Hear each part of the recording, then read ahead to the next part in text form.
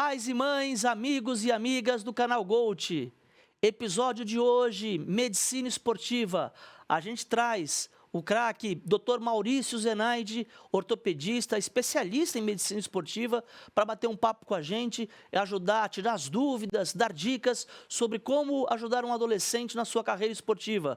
Espero que vocês gostem bastante desse episódio. Vem comigo, assiste aí. E hoje um convidado que eu tenho o prazer e a honra de chamar de amigo, trabalhamos juntos já em algumas oportunidades, Dr. Maurício Zenaide, ortopedista, especialista em joelhos, mas um cara que trabalha no esporte há muito tempo e vai poder nos ajudar junto aí nessa missão de trazer informação, de levar caminhos para os pais e para as mães que os seus filhos estão chegando ao esporte. Maurício, muito obrigado pela sua presença, que bom estar com a gente aqui. Obrigado pelo convite, foi muito legal. O tema é realmente muito pertinente, acho que todos nós somos pais, né, e temos filhos. Essa relação dos pais e os filhos em relação ao esporte é muito importante para o crescimento das crianças, né, para eles poderem não ser bons atletas, bons esportistas, mas também terem saúde, né, é isso que a gente vai conversar aqui. Física, mental, comportamental, tudo Exatamente. isso. Eu lido mais com a física, mas a mental também é bastante importante. Sim, não, mas a gente vai... A tua experiência no esporte também te dá bagagem para a gente falar sobre vários aspectos. Mas vamos falar primeiro do Maurício criança, do Maurício adolescente. Perfeito. O que você lembra de primeira lembrança, assim, o que te vinha à cabeça do esporte? Né? Acho que o esporte começou, acho que a maioria dos brasileiros com futebol, né? Realmente a primeira lembrança que eu tenho de esporte é a Copa do Mundo de 82, né? A Copa do Mundo de 82 foi... acho emblemático para todo mundo que viveu aquilo, né? Eu tinha 5 para 6 anos. E foi um time encantador, né? Todo mundo gostava, eu era muito fã do Zico. E logo na sequência, meu pai nunca foi muito ligado em futebol, mas meu avô era muito, né? Meu pai é paraibano, veio para Santos fazer residência. Meu pai também é médico, né? E meu avô, na época, já era aqui da cidade, era santista, né? Meu pai não era santista na ocasião.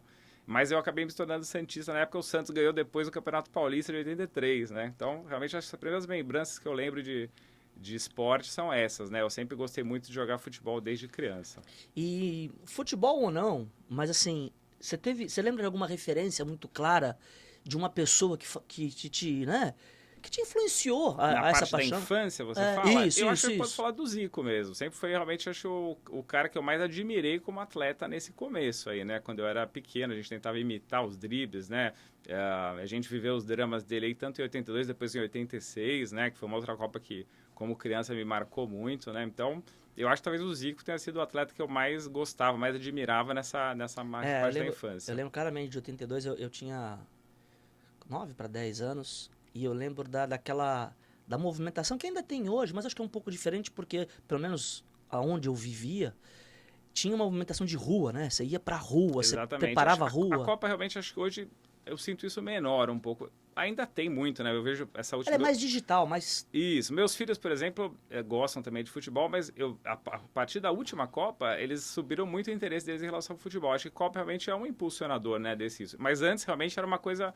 A gente sentia mais mesmo o movimento, né? Essa influência da Copa no nosso dia a dia, né? E depois, como é que foi se dando essa relação tua com o esporte na adolescência? Perfeito. Eu sempre pratiquei bastante futebol, né?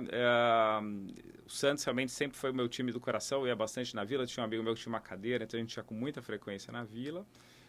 E depois, na adolescência, o outro esporte que eu pratiquei bastante foi o basquete. O basquete, na época que eu estava no colegial, começou a se tornar muito popular pela NBA, né? Começou a ser transmitido, né? A época aí do Magic Johnson, do Michael Jordan. Então, eu diria que na adolescência eu também pratiquei bastante o basquete. Acho que foram os dois esportes que eu mais pratiquei durante o meu crescimento aí. Aí chegou na faculdade. Na faculdade... participou daqueles famosos jogos? Sim, medicina? Um pouco sim, durante a medicina, mas assim, mais nos primeiros anos. Depois realmente eu não segui tanto na prática competitiva. Eu sempre, o esporte para mim foi mais lazer do que competição, né? Eu acho que isso depende muito do perfil de cada um, né? Mas os jogos, né, durante os médicos, né, são levados muito a sério, né? Então, sim. Os caras realmente se dedicam em treinar. Isso nunca fez muito parte da minha vida. Então, eu sempre joguei futebol praticamente semanalmente durante a faculdade, mas eu não gostava muito dessa história de treinar, né? E também eu fiz faculdade em São Paulo, eu sou formado na USP, e eu tinha namorada aqui, então tinha essa história de sempre voltar nos finais de semana. Santos é muito próximo, né? Minha família daqui, eu sempre tive essa visão de querer voltar para Santos também, né? Me surgiu uma dúvida aqui. O quanto da sua decisão por medicina teve ou, né, por ortopedia, teve a ver com o esporte? Ou nada, absolutamente nada? Acho que assim, não diretamente. Sem dúvida, a ortopedia é muito relacionada ao esporte, mas mesmo hoje no meu dia a dia, né, a maioria dos meus pacientes não são esportistas, né? Hoje aqui em Santos eu sou especialista em joelho, então a gente lida muito com pacientes com mais idade, né, que praticam esporte, às vezes para manter saúde, não como competição. Tem o Santos, claro, que é uma porção do meu dia a dia, tem o skate, né, que surgiu aí em 2018, mas... o esporte não participou tanto. Eu acho que minha carreira não foi tão linear. Eu, na verdade, nunca pensei em ser médico, né? Quando saí da escola, eu fui fazer engenharia. Fiz 1 ano e meio de engenharia. Pô, não sabia dessa não. Mas... É verdade. Fiz 1 ano e meio de engenharia mecatrônica. Eu sempre gostei de exatas, né? Eu sempre tive muita facilidade com exatas. Então, na minha cabeça, eu não ia ser médico. Eu nunca tive tanta identificação com biologia. Meus 2 pais são médicos, então eu sempre tive essa influência, né, de ver o dia a dia deles, né, de realmente gostar de ver eles atuando como médicos, mas eu não me via nisso durante o meu crescimento, né? E aí, a partir da engenharia, eu comecei a ver que não era bem aquilo que eu queria fazer da minha vida, né? Isso lá com 1 ano e meio de faculdade. E aí eu resolvi realmente dar uma guinada no meu dia a dia, na minha vida. Meus pais ficaram super felizes, né, que eu estava na faculdade pública. Rolou uma né? pressãozinha? Não rolou. Meus pais entenderam bem, mas meus pais sempre me deram muita liberdade nesse aspecto, né? Eu nunca tive nenhum tipo de imposição de seguir um caminho A ou caminho B, mas claro, eu já estava no 2º ano, já com uma faculdade pública, já indo, já uma coisa mais ou menos encaminhada, né? E você mudar tudo, voltar a fazer cursinho, né? Mas foi o que eu fiz na época e realmente foi uma escolha muito acertada, né? Na época eu repensei, vim acompanhar meu pai em cirurgia para ver se era uma coisa que eu gostava e realmente eu comecei a ver que eu via mais naquilo do que na engenharia, né? Apesar de eu ter muito talento para a parte de exatas. E ortopedia é um pouco isso também, é muito mecânico, é muito talvez seja mais matemática, talvez das ciências médicas, né? Então, a partir daí eu voltei a fazer cursinho, e graças a Deus consegui também entrar numa boa faculdade e a partir daí segui minha carreira médica, mas não realmente relacionado ao esporte. Como é que foi a relação, ou como foi o esporte aparecendo profissionalmente? Foi uma busca sua não, ou apareceu? Também foi das coisas realmente confluíram, né? Mas não é uma coisa que eu almejei, assim, eu já pensei em ser médico de esporte, ser médico do Santos, sendo honesto, nunca tinha tido esse pensamento direto. Primeiro contato com esporte competitivo, logo que eu terminei minha residência, né? Eu fiz 3 anos de ortopedia, 1 ano de cirurgia de joelho, e a partir daí eu fui convidado para fazer uma outra especialização numa clínica de medicina esportiva, que é o Instituto Vita, né? Que a gente também teve contato aí durante os anos de skate, né? O Instituto Vita é um instituto voltado para esporte de alto rendimento, né? Doutor Alexandre Bittar. Isso, o Alexandre Bittar, na época, exatamente também aqui de Santos. Na época, o Wagner Castropil, que é um dos médicos lá, era médico da seleção de judô, né? E o Breno Schor era médico da seleção de ginástica olímpica. Então, a gente atendia lá na clínica atletas de alto rendimento. Na época eu entrei na cirurgia da Daiane dos Santos, por exemplo, na ginasta, né? Isso antes de Santos? Antes de Santos. Isso logo que eu saí da minha parte de residência, né? Então, na época eu estava ainda em São Paulo. Nessa época eu comecei a pôr o pezinho em Santos. Então eu comecei a fazer um consultório aqui, mas eu sempre tive esse alvo de voltar para cá, né? Apesar do mercado de São Paulo ser um mercado com mais oportunidades, mas eu sempre gostei muito de morar aqui. Então, esse foi realmente o meu foco, né? E aí, a partir daí, foi a primeira oportunidade com o esporte de alto rendimento. Eu acompanhava lá vários ginastas e judocas. Entrei na cirurgia da Priscila aqui, por exemplo, também é judoca de alto rendimento. Hoje é fisioterapeuta aqui em Santos, né? Então, foi uma experiência bem legal. Então, mas a partir daí acabou o Vita, eu ainda mantive... E aí eu casei na época e voltei para Santos, ainda com alguns dias de trabalho em São Paulo, né? E como é que o Santos surgiu na minha vida, né? Foi uma... Só pensar um pouquinho, a primeira experiência com atleta de alto nível, então, foi com a Daiane? Foi nessa época com o pessoal, não só com a Daiane, mas quando todo mundo da ginástica olímpica passava nessa época, né? Então, eu acompanhava as cirurgias, os caras operavam elas, né? E eu entrava como auxiliar, né? Durante os procedimentos e dos atendimentos também. Não só ginástica e judô, mas também a gente atendia todo o Pinheiros, né? O Pinheiros, ele também é muito forte em diversos esportes. Então, eu tive realmente exposição a um sem número de esportes diferentes, né, na ocasião. Legal. Aí como é que apareceu o Santos? E eu quero entender um pouco do teu sentimento, da tua sensação quando você efetivamente entrou e começou a viver aquele mundo do esporte alto nível, né? Perfeito. Você já foi direto profissional do Santos? Sim, fui direto profissional. O Santos realmente foi uma coisa também, não foi, como eu disse, buscada, né? Eu tinha um chefe meu lá no Hospital das Clínicas, o Dr. José Ricardo Pécora, que era, por acaso, amigo de uma pessoa que estava na gestão do Luiz Álvaro, né, do Laor, né, que assumiu o Santos em 2010, né? E eles vinham com a ideia de mudar o departamento médico. Tinha um colega na época, o Dr. Carlos Braga, que foi muitos anos médico do clube, né? E eles decidiram por mudar o departamento e pediram a indicação para o Pécora, né? Que foi meu chefe no Hospital das Clínicas, me conhecia do dia a dia, sabia que eu era de Santos. Na época eu já tinha saído do HC há 3 anos, mais ou menos, né? Então a gente não tinha contato direto. O doutor Pécora me liga. Então, Maurício, você é santista? Primeiro que ele perguntou, você é santista? Eu falei, sou santista. Pô, então a gente chegou... Eu achei que você tivesse chegado antes no Santos. Não, eu cheguei em 2010, comecinho de 2010. Na verdade, o meu convite foi feito em dezembro, foi meu presente de Natal. Dia 24 de dezembro, na época o vice-presidente, o doutor Odílio, isso, me ligou, né? Eu lembro que eu estava tomando um café aqui em Santos, de camisa regata e shorts, né? Com a minha esposa, e fui à Vila Belmiro, assim, conversar com o doutor Odílio. Na época eu não o conhecia pessoalmente, né? E aí ele era amigo do meu pai, de ser médico aqui em Santos, o doutor Odílio também é médico, é reumatologista, né? E aí, na época, ele me fez o convite para já entrar direto pro profissional. Na época, assumimos eu e o Rodrigo Zogaib, que trabalha comigo ainda. Sim. O Rodrigo, sim, já era médico da base há muito tempo, né? E nessa ocasião a gente assumiu o profissional junto. Então, foi um baita desafio, né? Que eu era um médico relativamente jovem, né? E para mim realmente foi muito legal essa experiência. Era santista, então realmente foi como eu disse, um presente de Natal muito grande. Legal. Mesmo. Eu comecei 5 dias antes que você, eu comecei 19 de dezembro. Perfeito. Mas engraçado, na minha cabeça eu tinha que você já estava lá. Não, foi minha primeira experiência realmente, efetivamente, já direto no profissional. Qual foi a tua primeira impressão daquela relação? Torcedor, médico, profissional, tal, gabaritado, porém sem a vivência no esporte. Perfeito. E quais foram as primeiras sensações, os primeiros choques até, vou dizer, porque normalmente quem não vive a indústria do esporte e entra na indústria toma aqueles choques iniciais. Sem dúvida, Quais foram as suas primeiras sensações ali, independente da questão se é famoso, se não é famoso o jogador, mas assim, como é que você viu, o que você imaginava para aquilo que você pegou? Perfeito. Acho que isso até que foi fácil para mim, Duda. Claro que tem essa parte do uau, né? Eu tô sendo médico dos atletas que antes eu idolatrava, né? E por acaso, meu primeiro semestre, eu fui médico do Giovani, né? O Giovani estava terminando a carreira dele. O Giovani, quando ele fez aquela final em 95, que a gente deveria ter sido campeão, né? Todo mundo fala quando ganhamos, né? Eu era adolescente. Então, o Giovani, para mim, eu até brinco, para mim ele é mais importante que qualquer outro atleta do Santos que eu vi jogar, né? Então, fui médio do Giovani, depois chegou o Robinho, né? No 26 time. de janeiro, isso, e eu vi o crescimento aí inicial do Neymar e do Ganso, né? Que na época eram pouco conhecidos e em 6 meses se tornaram superastros, né? Então, foram primeiros 6 meses muito legais. Mas eu sempre, do ponto de vista profissional, eu consegui fazer um bom distanciamento disso. Acho que meu perfil é assim, eu sou um cara mais calmo, mais reservado, né? Sim.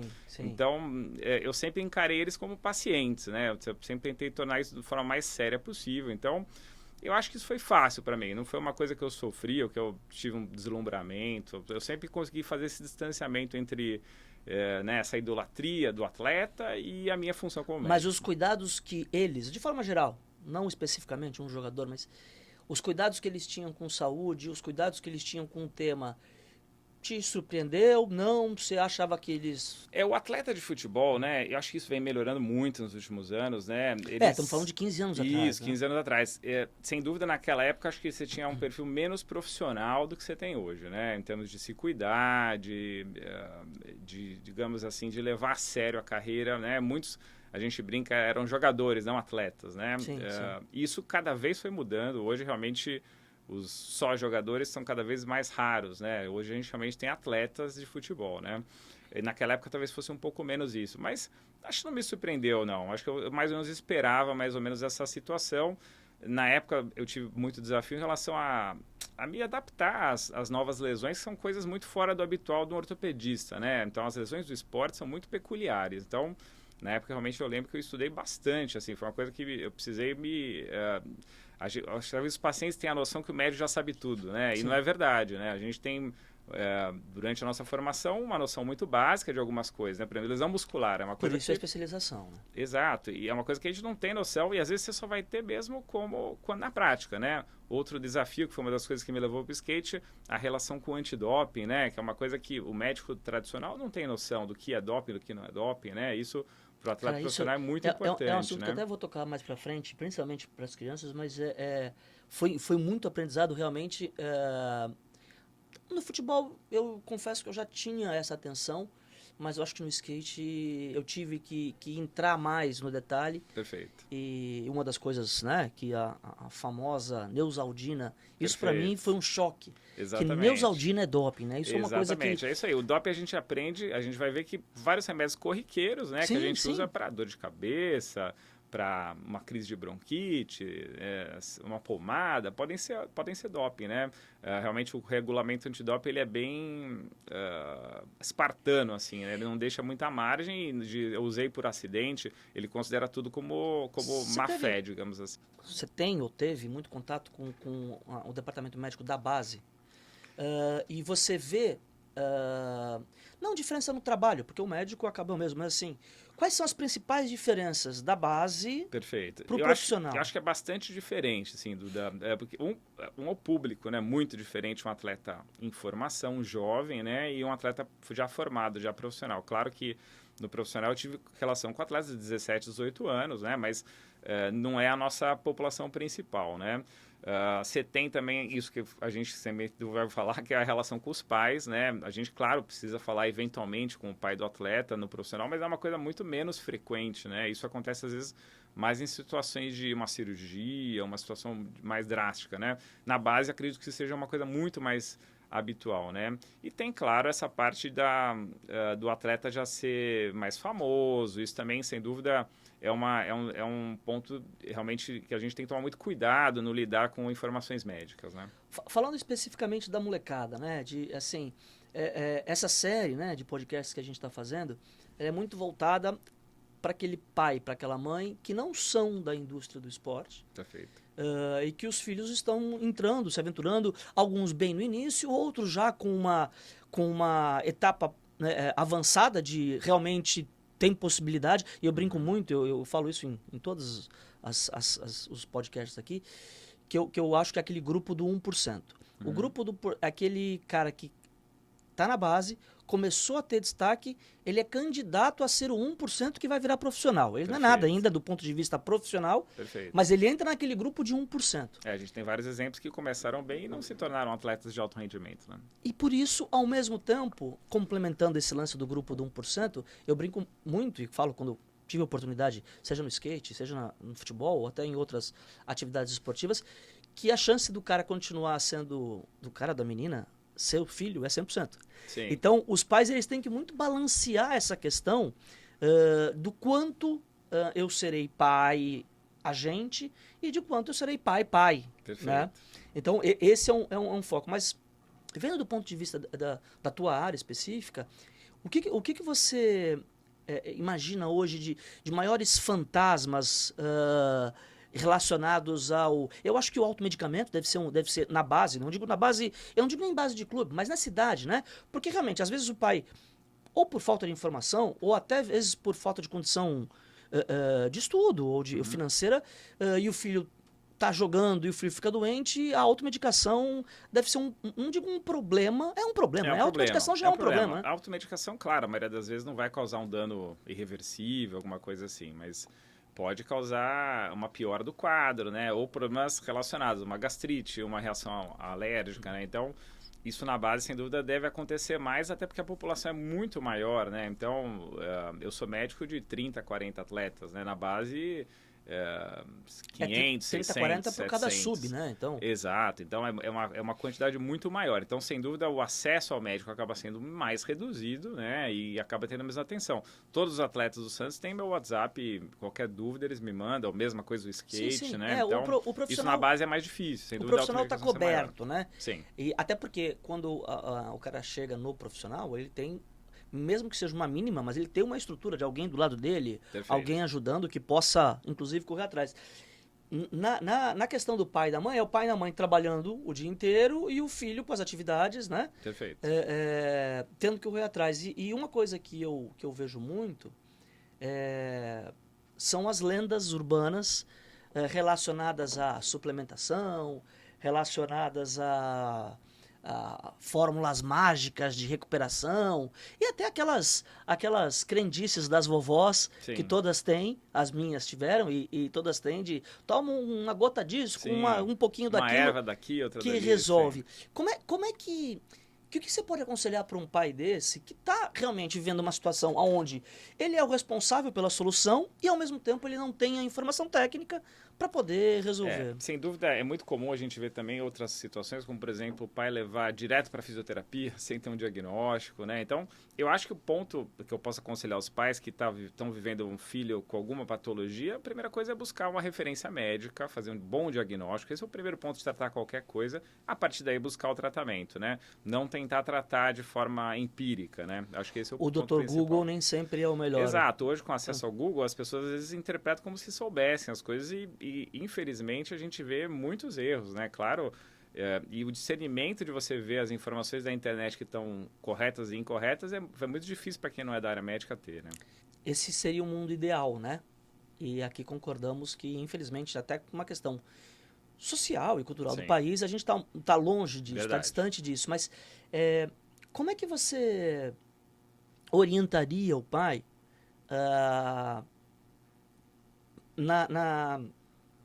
para poder diagnosticar, não diagnosticar, que é um termo muito técnico, mas para perceber e orientar o seu filho a questão o que é manha, preguiça, com o que é uma dor real.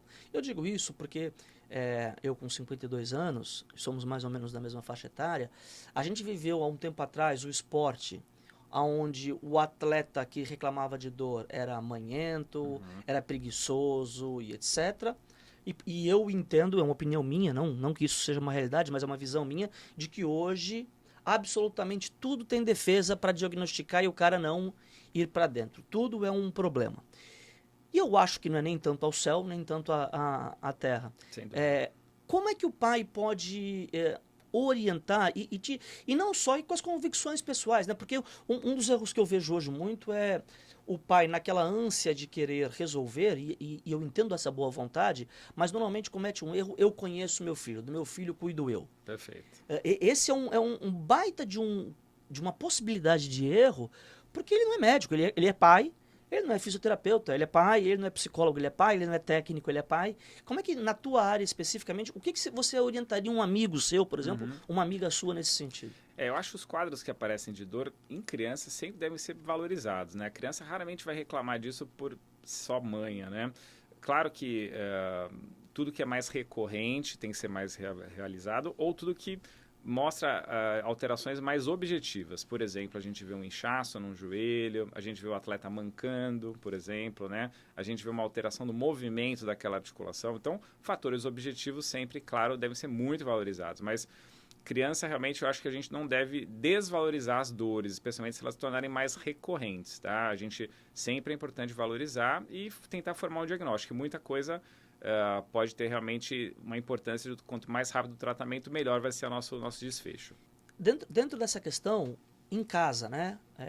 Eu estou partindo do princípio que o clube, ou a associação, ou o esporte que essa criança está praticando não dê a ela a estrutura que clubes como o Santos dão, óbvio, né? Sim. O que a gente pode dar de dicas básicas, óbvio, por exemplo, relacionadas a descanso? O quanto que eu vejo isso naturalmente, né? E temos filhos praticamente das mesmas idades, mas pô, uma criança de 12 anos que tem já uma rotininha lá de treinos e etc. O que é uma super dose de treino para ele? Porque você tira ele do futebol, mas ao mesmo tempo ele vai encontrar com os amigos no prédio e vai jogar futebol. Perfeito. Né?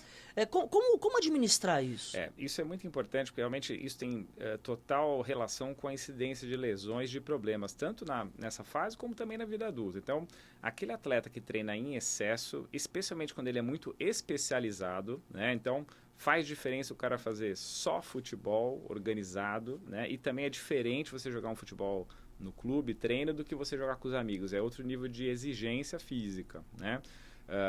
Então, o atleta que super especializa muito cedo, né? E quanto mais cedo mais impacto, ele tende a ter um índice maior de lesões, né? Os trabalhos mostram até 2 vezes mais lesões em atletas que super especializam muito cedo, né? Então, o cara que só treina futebol, não faz mais nenhuma outra atividade, do que o cara que faz múltiplos esportes, né?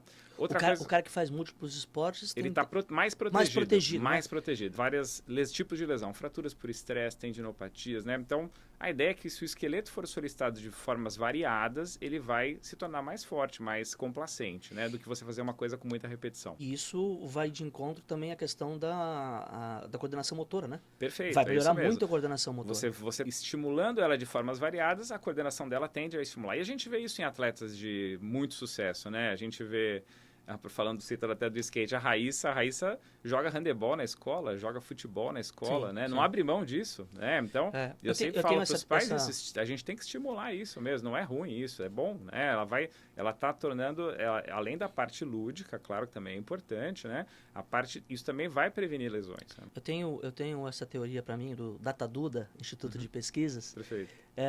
Que esses geninhos do esporte, com a Raíssa e outros, esses geninhos, eles seguramente têm uma coordenação motora muito acima para praticar outros esportes. E é isso que os fazem diferente nos seus esportes. Né? Perfeito. Você vê esses gênios do esporte praticando outras coisas e são praticam bons bem. também. São bons também. É isso mesmo. Claro que se especializaram naquilo, né? E treinam e praticam aquilo, mas é impressionante a capacidade deles de desenvolver... Se adaptar em outros momentos, é isso aí. Então, alguns pais têm essa visão, às vezes, meu filho só pode treinar futebol, ele só pode se dedicar a isso. Isso é ruim, né? Especialmente nas idades mais precoces, especialmente antes dos 12, 13 anos.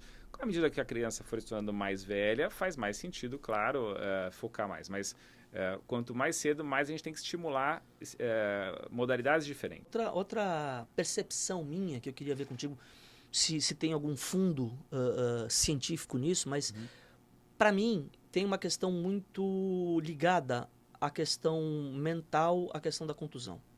Eu acho que atleta bem mentalmente se machuca menos por uma questão lógica do seguinte sentido de estar 100% ali com a cabeça focado na sua competição, então sabe cair, cai melhor, sabe fugir de situações de risco melhor do que aquele que está com a cabeça voada. Existe algum estudo nessa Boa pergunta. Eu acredito que não. É até uma coisa muito difícil de quantificar, né? Sem dúvida, isso a gente tem para outros, em outras tópicos, né? Quando você tem um paciente mais deprimido, mais triste, esse cara vai ter mais dor, mais problemas relacionados à saúde, né? Isso já é bem definido. Agora, em relação a atletas, isso é muito difícil a gente quantificar, né? Mas eu já vi isso acontecer mais de uma vez, um atleta que está em baixa por alguma razão, ter uma lesão mais grave. Eu gostaria de um dia... Vou pesquisar para ver se eu encontro isso, porque nas minhas experiências pessoais, e óbvio que elas não são científicas, né? Exato. Mas nas minhas experiências aí nesses quase 20 anos de esporte, é impressionante como eu consigo lembrar de momentos de contusão de alguns atletas que os bastidores a gente sabia que Perfeito. A cabeça não estava 100%. Sem dúvida que isso influencia, não tenho muita dúvida, apesar de ser difícil fazer um desenho estatístico para a gente chegar nessa conclusão líquida e certa, né? Eu acho que, sem dúvida, isso influencia muito. E, Maurício, vamos lá, meu filho com 14, 15 anos começou a... Percebi que ele realmente vai enveredar por esse lado, vai brigar para ser 1%, para tentar ser 1%. Ele vai brigar para tentar ter a possibilidade de brigar para ser 1%. Já tem uma estrutura ali, né? Seja clube de futebol, seja entidade desportiva de outras modalidades. Eu, como pai, como mãe, como é que eu devo... Assim, como é que eu devo me organizar para lidar com a equipe multidisciplinar? Porque hoje, ainda bem, o esporte está evoluindo para isso, né? Eu tive num desses episódios conversando com a Juliane e a gente falou da evolução, né? De que há pouquíssimo tempo atrás quem passava em psicólogo no meio do esporte era considerado como maluco. Perfeito. Hoje não, hoje, né? Até os profissionais de comissão técnica estão sendo submetidos a esse tipo de tratamento, que eu acho maravilhoso. Mas como é que eu, como pai, como mãe, o que você indica dessa relação? Porque eu vejo de dentro do esporte, trabalhando, da estrutura, do bastidor, eu vejo muito a importância dessa equipe multidisciplinar, do desempenho técnico, do desempenho físico, do desempenho mental, da prevenção à lesão e assim por diante. Exato. Eu acho que isso é uma coisa que eu sempre tento colocar para pais com atletas jovens, né? Que geralmente quando me procuram no consultório são com problemas, com lesões, né? Que o atleta, né, a criança, não tem que só praticar o esporte, ele tem que ter alguma atividade de preparação, de fortalecimento muscular, de treinar essa parte proprioceptiva, né, de agilidade, né, de controle neuromotor. E isso nem sempre é muito enfatizado nessas categorias mais básicas, especialmente o futebol talvez seja um pouco mais organizado que a maioria, mas de outros realmente isso não tem muito bem definido, né? Então tem movimentos específicos. Isso, ou um trabalho de preparação física para aquela atividade, né? Por exemplo, aqui em Santos eu lido muito com a gente tem muita patinação artística que é muito forte, né? E eu vejo, e realmente nem todas as meninas mais jovens faziam um trabalho de fortalecimento tão adequado como seria ideal, até porque nessa modalidade específica eles têm horas, realmente um índice de treinamento muito alto, né? Eles treinam 4 horas por dia, 5 horas por dia, né? Isso acontece também com ginástica olímpica, assim por diante. Então, o atleta tem que ter essa noção que ele precisa, né, de realmente ter uma parte de preparação muscular fora do esporte. Na prática é que quem vai enveredar por essa linha mais competitiva mesmo, o treino não acaba no treino, né? Perfeito, ele precisa ter uma preparação. Outra coisa que é fundamental também é a parte da recuperação, do descanso, né? Então, os pais às vezes não entendem isso, mas não adianta ele querer fazer futebol de salão, campo e de areia à noite, né? Ele precisa de descanso, ele precisa ter... Sono faz parte do treino. Né? Sono e o descanso, ele ter atividades fora do esporte, né? Então, realmente nessa idade, né, quanto mais jovem o esqueleto, menos capacidade ele vai ter de lidar com muitas horas de treinamento, né? Então, ele precisa do repouso, do sono, da alimentação, né? Então, essa parte de recuperação é muito importante, cada vez de dar mais valor para isso também no atleta adulto, né? Então, o sono hoje é muito valorizado para sem número de patologias, né? Na sua opinião, recuperação de lesão grave, vou pôr grave, mas uma lesão que te... eu não quero usar o grave porque... Uma lesão que te faça parar de competir por muito tempo. Perfeito. É isso a definição de grave mesmo que a gente usa. Mais ou menos acima de 1 mês a gente considera grave. Ótimo. Bom saber, me atualizei sobre o tema. A recuperação, o quanto de técnica e medicina e o quanto de lado emocional que tem nessa recuperação? Sem dúvida, a lesão para o atleta acaba sendo um desafio porque ele é obrigado a parar tudo o que ele está fazendo, né? Ele é obrigado a fazer a fisioterapia, que é uma coisa, no começo, extremamente maçante, diferente do que ele gosta, especialmente nas fases iniciais.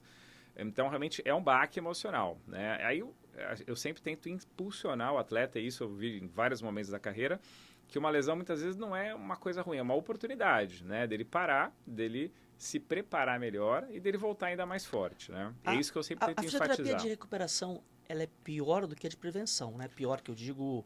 Sim, mais chata? Mais chata, sim. É menos dinâmica, né? A preparação física de prevenção é uma coisa que envolve muitas vezes movimentos que ele vai usar ali na rotina dele, do esporte que ele usa. Na parte de reabilitação, não. E claro, muitas vezes quando envolve lesão ou cirurgia, né? O atleta vai ter dor, né? Vai ter limitação, ele vai ter que lutar contra essa dor durante o processo, né? Então, a fisioterapia, muitas vezes, ele tem uma cirurgia de joelho, por exemplo, tem que recuperar movimento.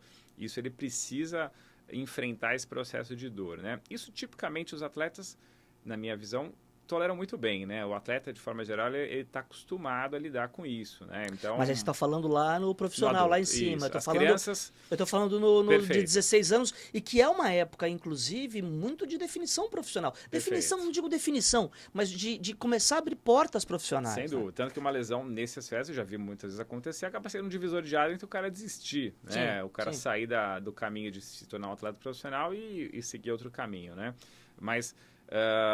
Então, sem dúvida, essa parte mental é muito importante. Então, eu acho que faz parte também do médico reforçar isso. Eu sempre tento levantar essa parte do atleta, né? Porque realmente é frustrante, é difícil, ele precisa essa parte mental, isso é fundamental para a recuperação dele. Se ele não estiver positivo, as chances das complicações aumentam muito.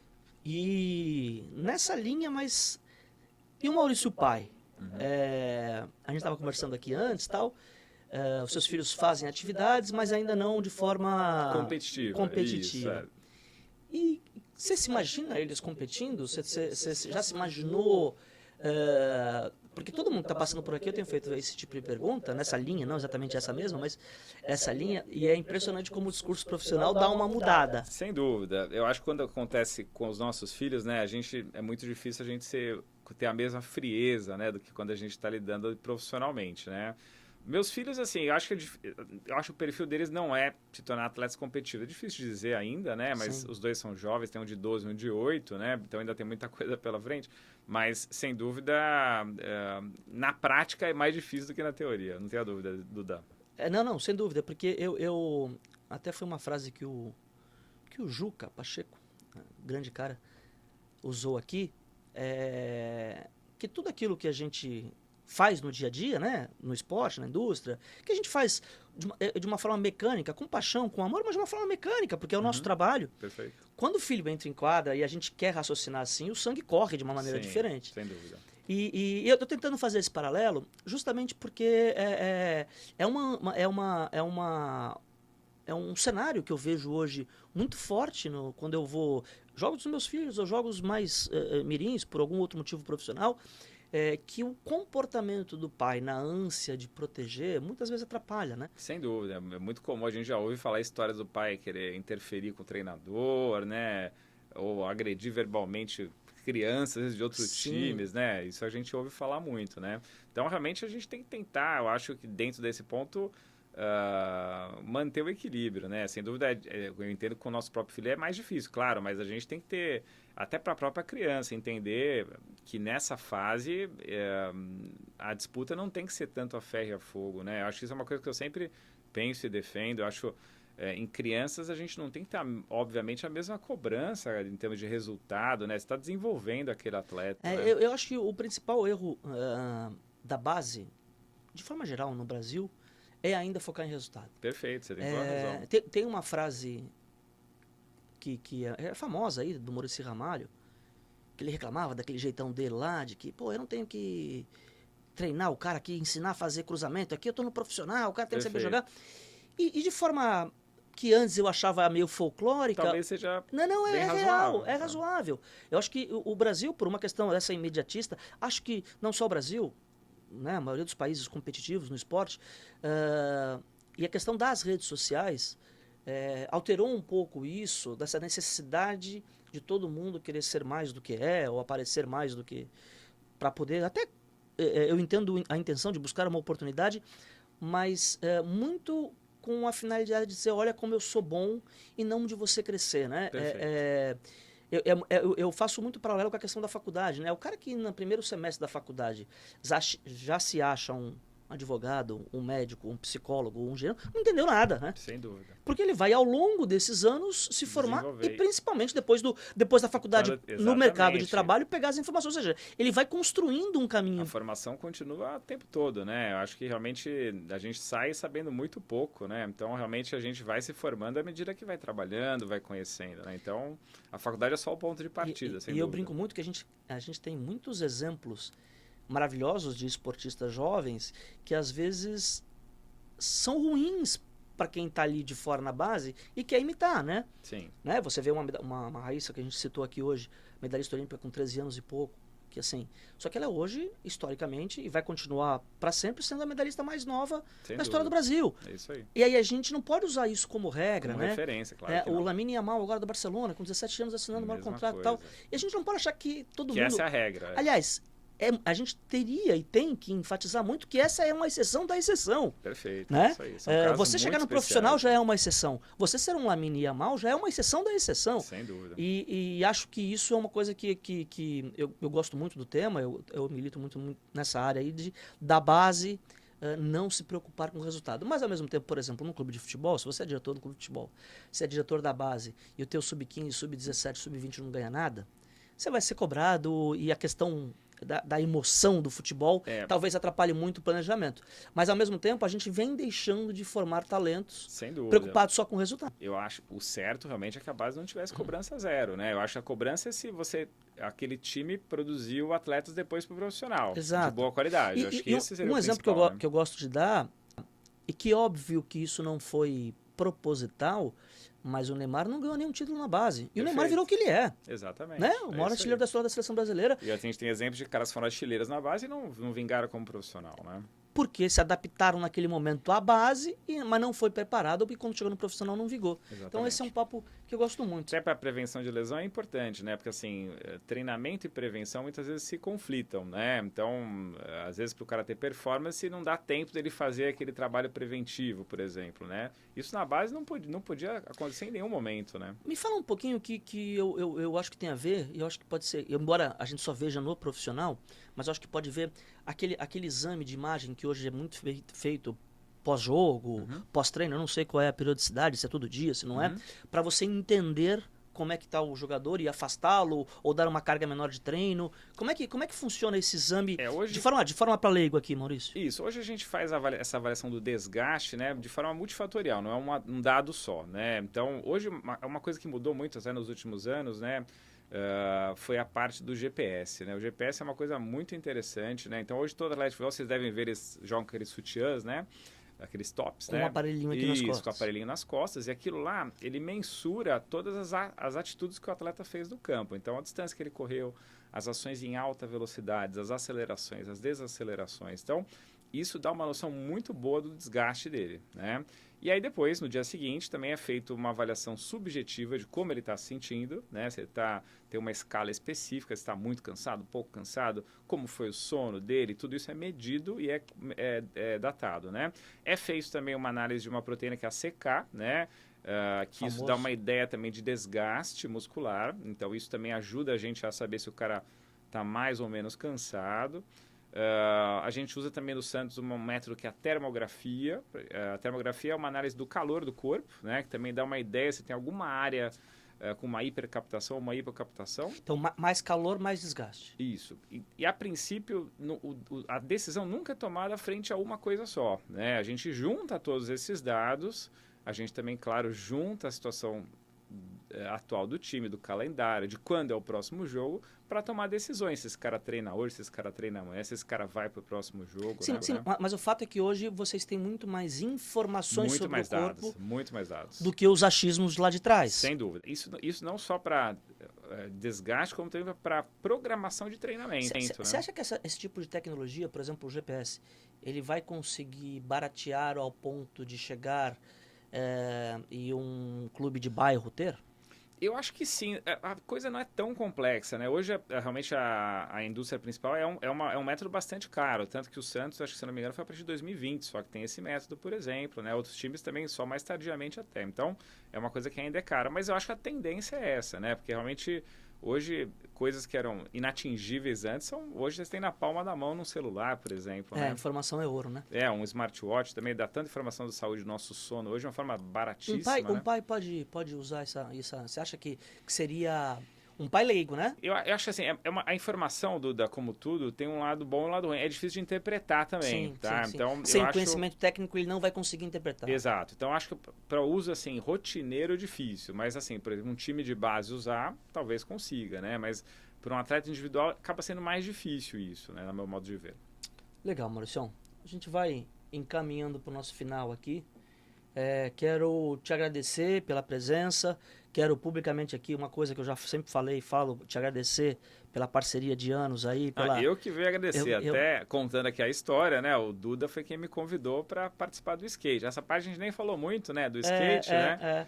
O skate foi na minha vida foi uma coisa muito legal que aconteceu numa situação, eu contando um pouco da trajetória ainda, né? 2018, eu acabei saindo do Santos na época por conta da mudança do presidente. E por acaso foi bem na mesma ocasião que o Duda me convidou para participar da seleção de skate. Você não deve lembrar, mas eu te convidei um mês antes. Um mês antes, exatamente. Você estava no Santos. Foi em fevereiro. Você falou, pô, Duda, não vai dar, não vai dar. Exatamente, vou ver se vai dar para conciliar. Cara, eu lembro, pô, desculpa, mas assim, eu lembro que eu estava vendo as redes sociais e vi a notícia num site X, nem lembro qual é o site, que o Santos ia mudar o departamento médico e o Maurício Zenardi não fazia mais parte.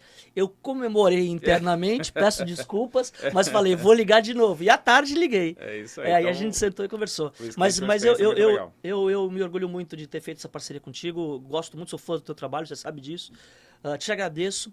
Eu estou fazendo essa série muito por conta dos desafios. O skate, a gente, embora tenha falado pouco hoje, mas o skate também, até por essa questão dessa mudança comportamental de entrar nas Olimpíadas e as mulheres, principalmente as mulheres, começarem a praticar, então, a faixa etária é muito nova ainda. Muito nova, é um absurdo, né? O pódio da Olimpíada você só tinha teenagers, né? A Federação Internacional, né, agora mudou, então agora só pode disputar a Olimpíada a partir de 16, então por isso que eu digo que a Raíssa não vai provavelmente ser eternamente, a não ser que apareça um outro esporte, mas exato, a Raíssa vai ser provavelmente eternamente a medalhista mais jovem da história do Brasil, mas eu acho que a tendência é, com o passar do tempo, as mulheres, pelo volume, elas chegarem na idade média dos homens, que também não é tão alta assim, sim, mas já é mais alta.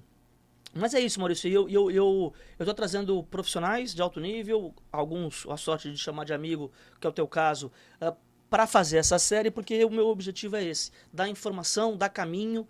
Eu percebo que muitos pais têm a maior das boas vontades, óbvio que não se discute o amor e o interesse pelo filho, pela filha darem certo, mas sem informação toma muita decisão errada. Então, esses 12, 13 episódios que a gente vai fazer com pessoas do esporte, serve com isso. Espero que as pessoas aproveitem. Muito obrigado, meu amigo. Legal, muito obrigado pelo convite. Vou aproveitar, vou me despedir aqui. Tenho uma lembrancinha para você.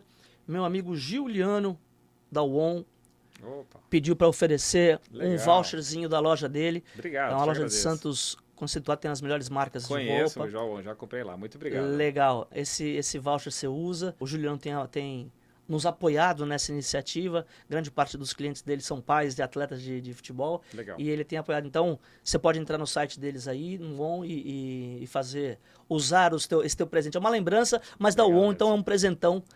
Espero que você aproveite. Obrigado, Maurício. Obrigado mesmo, Duda. Respeitar os limites do corpo do seu filho. Essa é a maior dica que a gente acabou de ouvir do Dr. Maurício Zenardi.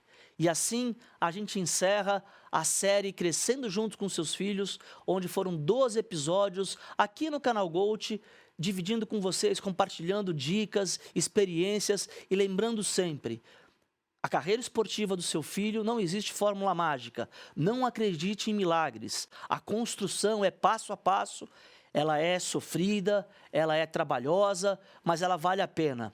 E eu vou terminar aqui com uma frase que eu usei na maioria dos episódios. Essas crianças lutam pelo 1% de ser um atleta profissional, mas eles têm 100% de certeza de continuar sendo seus filhos. Cuidem disso. GOAT.